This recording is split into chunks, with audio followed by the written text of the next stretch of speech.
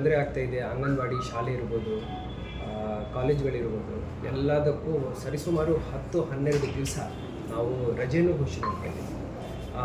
ಇವತ್ತಿನ ಈ ಸಂದರ್ಭದಲ್ಲಿ ನಾವು ನಮ್ಮ ಜಿಲ್ಲೆಯಲ್ಲಿ ನಮ್ಮ ಜಿಲ್ಲಾ ಉಸ್ತುವಾರಿ ಮಂತ್ರಿಗಳಿರ್ಬೋದು, ನಿನ್ನೆ ಮುಖ್ಯಮಂತ್ರಿಗಳು ಬಂದರು, ಕಂದಾಯ ಸಚಿವರು ಬಂದರು, ಎಲ್ಲರೂ ಬಂದು ಜನರದ್ದು ಏನು ಬೇಡಿಕೆ ಇದೆ ಅದನ್ನು ಅವರು ಕೇಳಿದ್ದಾರೆ. ಹಾಗೂ ನಾನು ಈಗ ಕಿತ್ತೂರು ಶಾಸಕರ ಜೊತೆನೂ ಮಾತಾಡಿದ್ದೀನಿ. ಇಲ್ಲಿನ ಸಮಸ್ಯೆ ಹುಲಿಕೆರೆಯಲ್ಲಿ ಏನಿದೆ, ನಾವು ಇಮಿಡಿಯೇಟ್ಲಿ ತಕ್ಷಣವೇ ಒಂದು ಬೋಟ್ ಅರೇಂಜ್ಮೆಂಟ್ ಮಾಡಿಕೊಡ್ತೀವಿ. ಮಕ್ಕಳಿಗೆ ಯಾವುದೇ ತೊಂದರೆ ಆಗಬಾರ್ದು, ಯಾರಿಗೂ ಯಾವುದೇ ತೊಂದರೆ ಆಗಬಾರ್ದು. ನಾವು ಜನರ ಜೊತೆ ಇದ್ದೀವಿ. ನಮ್ಮ ಜಿಲ್ಲೆಯಲ್ಲಿ ಸರಿಸುಮಾರು 36 ಬೋಟ್ಸ್ ದೋಣಿಗಳಿವೆ. ಎಲ್ಲೆಲ್ಲಿ ಅವಶ್ಯಕತೆ ನಮಗೆ ಬಿದ್ದಿದೆಯೋ ಅಲ್ಲಿ ನಾವು ಉತ್ತರ ಕನ್ನಡ ಜಿಲ್ಲೆಯಿಂದನೂ ದೋಣಿಗಳನ್ನು ತರಿಸ್ಕೊಂಡು ನಾವು ಜನರಿಗೆ ಮುಗಿಸಿದ್ವಿ.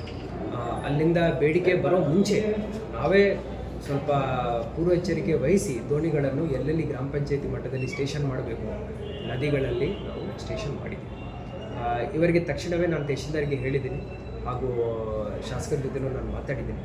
ಅಲ್ಲಿ ಬೋಟ್ ವ್ಯವಸ್ಥೆ ಮಾಡ್ತೀನಿ.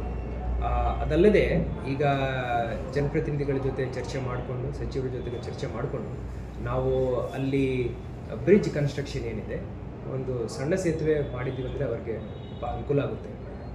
ಆ ನಿಟ್ಟಿನಲ್ಲಿ ನಾನು ಸರ್ಕಾರಕ್ಕೆ ಎಸ್ಟಿಮೇಟ್ ಮಾಡಿಕೊಂಡು ಒಂದು ಪ್ರಸ್ತಾವನೆ ಕಳಿಸ್ತೀನಿ.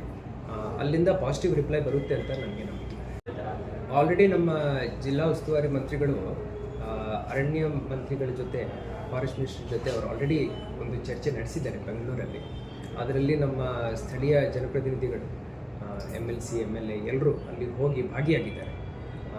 ಅದರಲ್ಲಿ ಏನು ತೀರ್ಮಾನ ತಗೊಂಡಿದ್ದಾರೆ ಅಂದರೆ, ನಮ್ಮ ಜಿಲ್ಲೆಯಲ್ಲಿ ಎಲ್ಲೆಲ್ಲಿ ಅರಣ್ಯ ಪ್ರದೇಶಗಳಲ್ಲಿ ವಾಸ ಮಾಡ್ತಾ ಇರುವಂಥ ಜನರಿದ್ದಾರೆ ಅವ್ರಿಗೆ ಒಂದು ಸ್ಕೀಮ್ ಇದೆ. ತಾವು ಕರೆಕ್ಟ್ ಹೇಳ್ತಾ ಇದ್ದೀರಿ. ಪ್ರತಿ ವ್ಯಕ್ತಿಗೆ 15 ಲಕ್ಷ ಮಟ್ಟ ಸಿಗುತ್ತೆ. ಒಂದೇ ಮನೆಯಲ್ಲಿ ನಾನ್ ಡಿಪೆಂಡೆಂಟ್ ಇದ್ದಾಗ ಅಬೋವ್ 18 ಇಯರ್ಸ್ ಪ್ರತಿಯೊಬ್ಬ ವ್ಯಕ್ತಿಗೆ ಸಿಗುತ್ತೆ. ಉತ್ತರ ಕನ್ನಡ ಜಿಲ್ಲೆಯಲ್ಲಿ ಕಾಳಿ ಟೈಗರ್ ರಿಸರ್ವಲ್ಲಿ ಆವಾಗಿನ DF, DC ಮತ್ತು ಎಲ್ಲ ಜನಪ್ರತಿನಿಧಿಗಳು ಒಳ್ಳೆ ಕೆಲಸ ಮಾಡಿ ಸರಿಸುಮಾರು 170 ಫ್ಯಾಮಿಲೀಸ್ನಲ್ಲಿಂದ ಶಿಫ್ಟ್ ಮಾಡಿಸಿದ್ದಾರೆ. ಬಹಳ ಸಕ್ಸಸ್ಫುಲ್ ಸ್ಟೋರಿ ಇದೆ.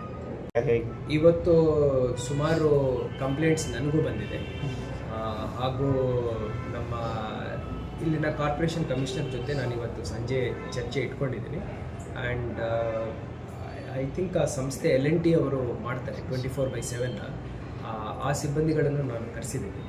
ಸೊ ನಾವು ವಾಟರ್ ಸೋರ್ಸ್ ಮೂಲ ಏನಿದೆ ಅದರಲ್ಲಿ ಏನಾದರೂ ಸಮಸ್ಯೆ ಇದೆ ಫಸ್ಟ್ ಚೆಕ್ ಮಾಡ್ಕೊಳ್ತೀವಿ. ನನ್ನ ಪ್ರಕಾರ ಒಂದು 24 ಗಂಟೆ ಒಳಗಡೆ ನಾವು ಇದಕ್ಕೆ ಒಂದು ಪರಿಹಾರ